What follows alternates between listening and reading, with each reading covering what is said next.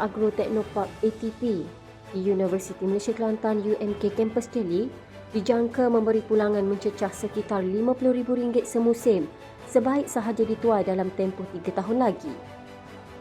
Projek penanaman durian ATP merangkumi ladang durian berkeluasan 5 ekar menempatkan 120 pokok dari 35 varieti durian, manakala di ladang durian komersial seluas 3 ekar terdapat 100 pokok durian varieti Musang King, duri hitam, IOI dan pelbagai varieti yang dijangka mengeluarkan hasil sulungnya tidak lama lagi. ATP UMK dirancang untuk terus berkembang sebagai peneraju dalam agroteknologi sebagai sebuah destinasi menarik untuk pelancong dan pencinta agro menikmati pengalaman unik merasai keenakan durian di ladang.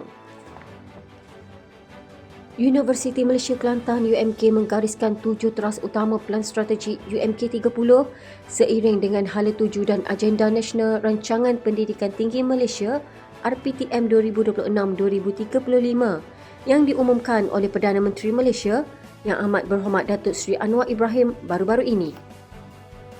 7 langkah strategik itu dirangka secara berstruktur sehingga sasaran UMK berjaya dicapai dalam tempoh 5 tahun dalam usaha mengukuhkan kedudukan UMK sebagai Universiti Keusahawanan.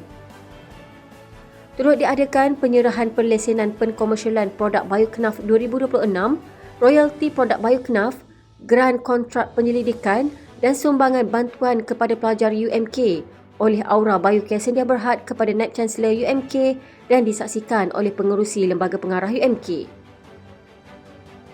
Pada majlis tersebut, Datuk Dr. Hassan Basri turut melancarkan logo sambutan 20 tahun penubuhan UMK. Projek Wakaf Transit UMK di UMK Bacok menjadi projek sulung hasil pendanaan wakaf melibatkan kerjasama strategik antara Pusat Kewangan Lestari, UMK dan Majlis Agama Islam dan Adat Istiadat Melayu Kelantan bagi membantu universiti membangunkan fasiliti pelajar. Menurut Timbalan Pengarah Bahagian Pendanaan Pusat Kewangan Lestari Dr. Muhammad Afifi, tercetusnya idea pembinaan wakaf transit UMK hentian bas adalah untuk memberi kemudahan menunggu bas kepada pelajar menggunakan bas kitaran UMK untuk ke kuliah dengan lebih selesa. Fakulti Teknologi Kreatif dan Warisan FTKW dengan kerjasama The Japan Foundation Kuala Lumpur telah menganjurkan Japanese Culture Festival 2026, satu acara berteraskan pertukaran budaya yang bertujuan memperkenalkan keunikan seni, warisan dan budaya Jepun kepada warga universiti.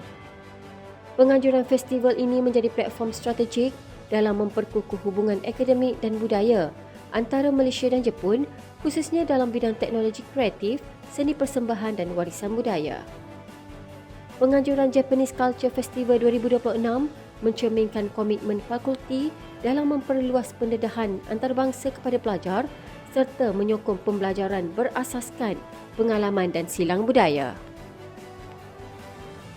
Universiti Malaysia Kelantan UMK telah mengadakan kunjungan hormat ke Jabatan Penyiaran Kelantan atau Kelantan FM bagi temubual khas bersama Naib Chancellor UMK, Datuk Profesor Insinyur Teknologis Dr. Arham Abdullah mengenai rancangan Pendidikan Tinggi Malaysia RPTM 2026-2035 yang diumumkan oleh Perdana Menteri Yang Amat Berhormat Datuk Seri Anwar Ibrahim baru-baru ini.